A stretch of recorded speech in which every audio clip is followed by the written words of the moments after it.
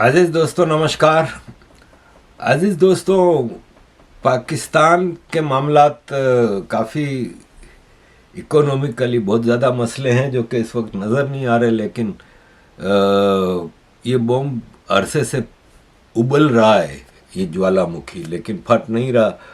अब कुछ ही महीनों में अंदाज़ा हो जाएगा कि या तो नैया पार लग जाएगी या नैया डूब जाएगी। Let's see. अजीज़ दोस्तों, कुछ खबरें, इसके बाद इकोनॉमी की तरफ आते हैं। डॉन अखबार में खबर आई है कि लाहौर का शादमान चौक है, उसको शहीद भगत सिंह के नाम से बनाने की जो ऐलान हुआ था, तो लाहौर हाई कोर्ट ने इस पिटीशन को मंजूर कर लिया है, जो कोमोडोर तारिक मजीद ने इस चौक को शहीद भगत सिंह के नाम से ना कहा जाए। कोमोडोर तारिक मजीद ने अपनी पिटीशन में कहा था कि शहीद भगत सिंह और उनके साथियों को ब्रिटिश कोर्ट ने मुजरिम करार दिया था और अंग्रेज़ ऑफिसर के कत्ल के जुर्म में फांसी दी गई थी, और कहा कि वैसे भी शहीद भगत सिंह और उनके साथियों का इस मुल्क से कोई ताल्लुक़ नहीं था, बल्कि ये पाकिस्तान के नज़रिए के ख़िलाफ़ है। अजीज़ दोस्तों, दिस इज़ दी कोमोडोर है, ये कोई जाहिल आदमी नहीं है, और ये शहीद भगत सिंह का मुल्क नहीं था। वो भाई साहब, ये तुम्हारा मुल्क नहीं था, ये शहीद भगत सिंह का ही मुल्क था, वो इंडिया था उस वक्त।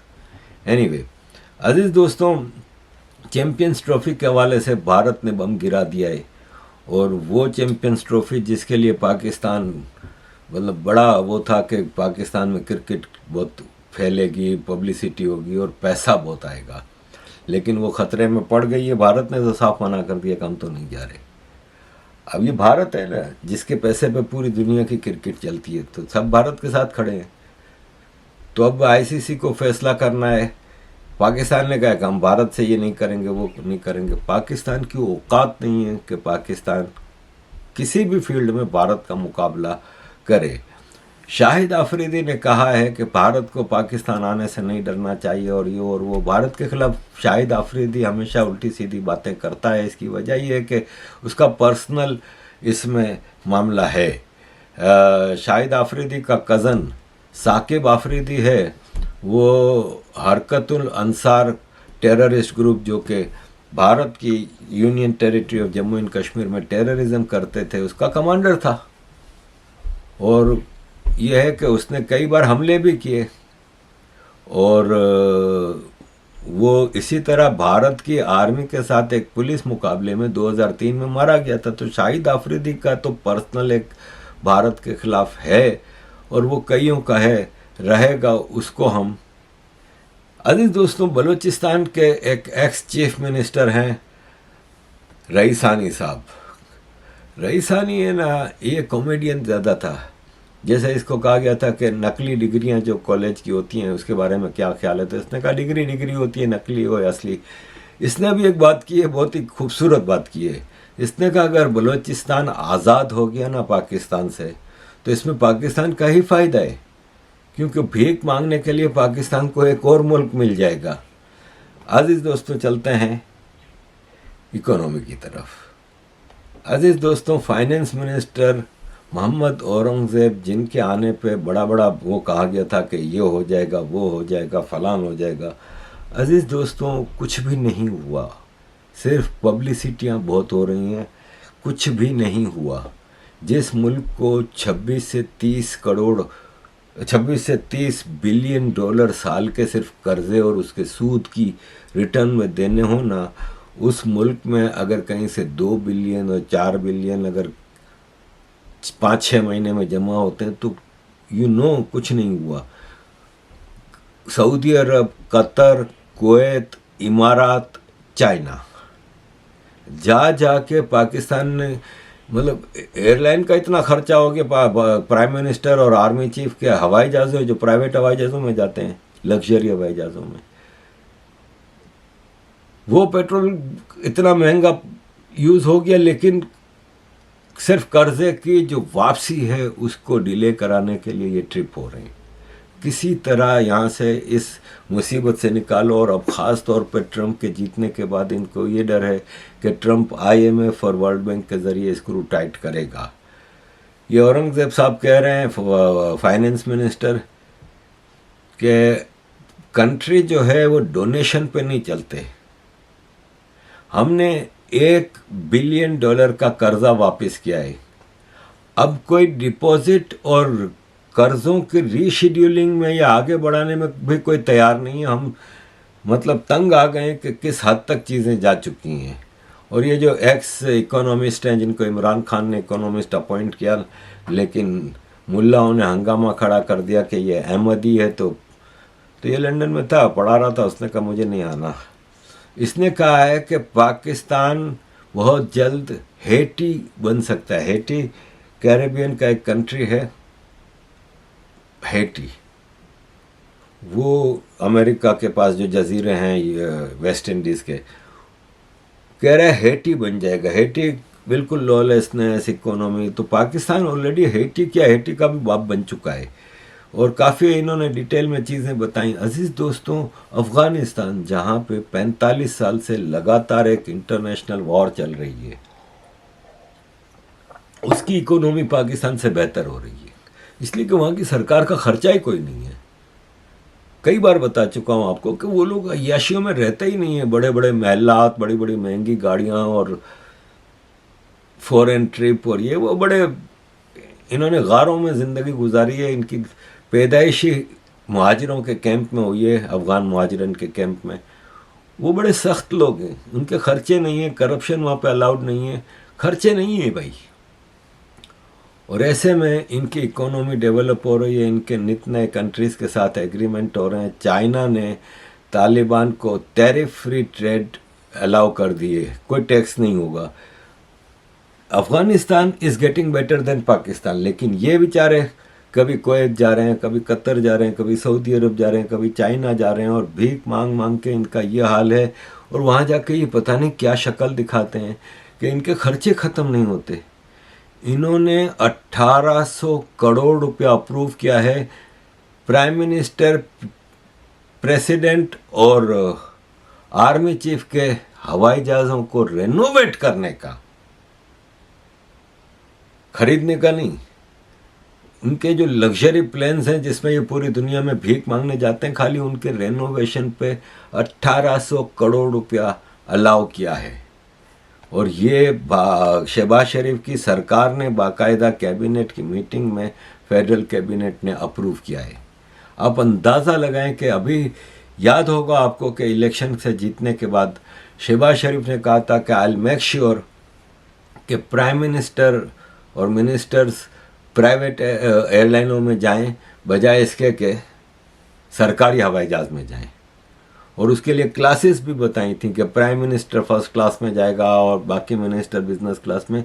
यहाँ तो प्राइवेट जहाज़ पे जाया जा रहा है भीख मांगने के लिए, और वो भी अब रिनोवेट करेंगे इसको। तो अजीज़ दोस्तों, खर्चे इनके पूरे हो नहीं रहे। डेवलपमेंट की बात करें तो ये चाइना का जो Chang'e 8 मिशन है, जो चांद के चक्कर लगाएगा और वहाँ से, उसके लिए ये डब्बा बनाया गया है। अजीज़ दोस्तों, इस डब्बे की क्वालिटी आप देख लें कि किसी कबाड़िए ने जैसे बनाया हो ऐसा है। ये इनका साइंटिफिक प्रोजेक्ट है। अजीज़ दोस्तों, ये छोटी बच्चियाँ हैं, ये स्कूल जा रही हैं। एक तो आप इनका गेटअप देखें कि किस तरह पूरी एक सोसाइटी को किस तरह गेटअप बना दिया। और अब ये स्कूल जाने के लिए आप देखें कि ये किस तरह नाला क्रॉस करके रोज़ इनको जाना पड़ता होगा। इस इलाके में भी कोई MP होगा, कोई काउंसलर होगा, कोई मेयर होगा, कुछ होगा, कोई किसी के कान पे जूं नहीं रेंगती। चाइना चाइना करते थे, सीपेक का बेड़ा गर्क हो गया है। अब पंजाब गवर्नमेंट ने बुलेट प्रूफ बसें खरीदी हैं चाइनीज़ नेशनल के लिए। बुलेट प्रूफ और बॉम्ब प्रूफ गाड़ियाँ और बसें खरीदी जा रही हैं। एक एक चाइनीज़ इंजीनियर आता है तो उसके पीछे 20-20 आदमियों की सिक्योरिटी पाकिस्तानी फ़ौज के या आर्मी के या पुलिस के लोग लगे होते हैं। सब महंगा पड़ रहा है और चाइना फिर भी तैयार नहीं है। अब इंजीनियर नया आने को तैयार नहीं है। इनको पता है कि साला यार मौत है इधर, क्या ज़रूरत है, ऐसी कौन सी क़यामत आई है। या ऐसा कौन सा पाकिस्तान से हमें इतना कुछ फ़ायदा हो रहा है। बात सीपेक की निकली है तो अजीज़ दोस्तों, मैं आपके सामने ये बता दूं कि ये देखें, ये जो आपके सामने लाल लाइन है ना, ये था ओरिजिनल सीपेक का रूट। चाइना का जो काशगर है, जो उगर प्रोविंस का कैपिटल है, जो ईस्ट तुर्किस्तान का कैपिटल है काशगर, जो चाइना के कब्ज़े में, वहाँ से ये सीपेक शुरू होता है पाकिस्तान में, गिलगित बल्तिस्तान के बॉर्डर के अंदर आता है जो कि ऑक्यूपाइड है बाय पाकिस्तान, और वहाँ से होता हुआ केपी में आता है, केपी से होता हुआ बलूचिस्तान, थोड़ा सा सिंध को टच करता है, ग्वादर तक। ये ओरिजिनल था। लेकिन आप शैतानियत देखें पंजाबियों की, कि इन्होंने ओरिजिनल में पंजाब को फ़ायदा नहीं था, क्योंकि इससे क्या था कि जो मेन हाईवे आता है ना, उसमें मुख्तलिफ शहरों के लिए जो ब्रांच रोड्स निकलती थी वो भी डेवलप होती थी। इस तरह क्या होता था कि उस हाईवे से करीब के शहर और गांव और कनेक्ट हो जाते थे। पंजाब ने ये किया कि उसका नक्शा ही चेंज कर दिया, काशगर से उसका रूट चेंज करके उसको पीओके पे लेके आए। ऑलरेडी गिलगित बल्तिस्तान वाला हिसाब किताब बन चुका था, चाइना का कब्जा हो चुका है उस इलाके पे, पंजाबी आर्मी ने अपना कंट्रोल हासिल कर लिया है। अब इन्होंने पीओके से, ये ब्लू लाइन जो आपको नज़र आ रही है, फिर ये आया पंजाब में इस्लामाबाद, केपी को बिल्कुल काट दिया, इस्लामाबाद, फिर लाहौर को लेके आ रहे हैं। मतलब कोई सेंस बनता है कि चाइना से जो गुड्स आने हैं वो जाने हैं ग्वादर, तो वो जो लाल लाइन है वो स्ट्रेट है ना, लेकिन इन्होंने पंजाब को फ़ायदा पहुंचाने के लिए सारा कुछ वो करके, और सिंध में थोड़ा सा सखर की साइड पे वो करके, तो बाकी फिर बलूचिस्तान में घुसा दिया। कराची के करीब पहुंच गए, लेकिन उसको कराची से कनेक्ट नहीं कर रहे। ये इनकी शैतानियत है, जो पंजाबाइजेशन ऑफ पाकिस्तान है, जिसकी मैं बात करता हूँ। अजीज़ दोस्तों, एंड पे पीआईए की सेल के हवाले से, कि पीआईए को बेचने की पाकिस्तान बड़ी कोशिशें कर रहा है, लेकिन कोई ख़रीदार है नहीं। अजीज़ दोस्तों, पाकिस्तान ने 85 बिलियन रुपए की बोली का ऐलान किया था कि 85 बिलियन रुपीज़ में हम बेच देंगे। बोली के लिए टेंडर किए गए तो सिर्फ एक कंपनी ने बोली लगाई, वो भी $10 बिलियन की, और 10 बिलियन रुपए की। उसने कहा खाली 10 बिलियन में लूँगा, इसमें पीआईए पे कर्जा इतना है, पीआईए का हाल तो देखो। और वाकई आप पीआईए का हाल देखें तो कभी क्या हो रहा है और कभी क्या हो रहा है, बिल्कुल एक थर्ड ग्रेड एयरलाइन बनकर रह गई है। कोई ऑपरेशनल सिस्टम नहीं है, कोई चीज़ें नहीं है, उस पीआईए का ख़रीदार कोई नहीं। तो नवाज शरीफ ने कहा कि हम ख़रीद लेते हैं, फिर हमसे उसने कहा पंजाब गवर्नमेंट। यूँ कोशिश तो इनकी ये होती है, जितने सरकारी इदारे हैं, एक मिसाल है मुस्लिम कमर्शियल बैंक, ये इस्फहानियों का था, लेकिन भुट्टो ने नेशनलाइज करके ले लिया था। नवाज शरीफ ने 92 में डी नेशनलाइजेशन शुरू किया। तो उसूल तो ये कहता है कि आप इस्फहानी ग्रुप जो के मालिक थे, जिनको बगैर एक पैसा दिया आपने उनसे उनका पूरा बैंक छीन लिया, वो इस्फहानी ग्रुप को दे देने, या उनको कम से कम बेचा जाए, वापस चले। इन्होंने बिडिंग की, और बिडिंग में नवाज शरीफ के ख़ास दोस्त मियां मोहम्मद मंशा, जो इस वक्त ऑफिशियली पाकिस्तान के अमीर तरीन आदमी हैं, क्यों बिजनेसमैन है, उन्होंने मंशा ग्रुप ऑफ कंपनीज है उनका, तो मियां मोहम्मद मंशा ने खरीद लिया। इस्फहानी वालों ने कहा कि हमारी हालांकि हाईएस्ट बिड थी, वो अपनी ही लूटी हुई चीज़ को वापस खरीदने के लिए भी उनकी, मुझे जहाँ तक याद पड़ता है 14 अरब 90 करोड़, तो 14 अरब 90 करोड़ रुपए की ऑफर इस्फहानियों की थी। इसके बावजूद इसको बेची गई मियां मोहम्मद मंशा। तो ये जो सरकारी जो लूट मार के जो इदारे हैं, जैसे स्टील मिल है, पीआईए है, रेलवे है, वो प्राइवेटाइज करते हैं ना, तो वो सस्ते में बिल्कुल ख़रीद के फिर, तो पीआईए में कोशिश है, पाकिस्तान के ये जरदारी की भी कोशिश है, फिर केपी के अली अमीन गंडापुर ने भी कहा है, कई बिजनेसमैन भी कह रहे हैं, वो चाहते हैं कि गवर्नमेंट औने पौने दाम में इनको बेच दे और वो उसको फिर प्रॉफिट मेकिंग बिजनेस बनाए। और तो एज सच कोई ख़रीदार इनके पास है नहीं। और यह है कि कई लोग तो कह रहे हैं कि बेच दो, 10 बिलियन रुपए में भी बेच दो। लेकिन आपको मैं बता दूं बात, कि पीआईए की अमेरिका में रोजवेल्ट होटल है, पूरा पीआईए की मिल्कियत है, उसकी मार्केट वैल्यू $1 बिलियन बताया जा रहा है। $1 बिलियन का मतलब ये है कि 300 बिलियन रुपया, $250 बिलियन रुपया। तो आप 10 बिलियन में जो ये बेच रहे हैं पीआईए, तो आप वो होटल बेच दो भाई, लेकिन उसमें किकबैक इतनी मिलेगी नहीं, क्योंकि अमेरिका में आप बेचेंगे।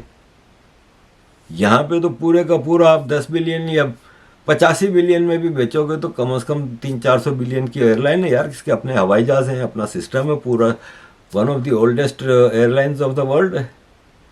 तो अजीज दोस्तों, इकोनॉमी को सहारा देना बहुत ही भारी पड़ रहा है पाकिस्तान को। तो let's see. Thank you very much अजीज दोस्तों for all your support. Kindly keep supporting.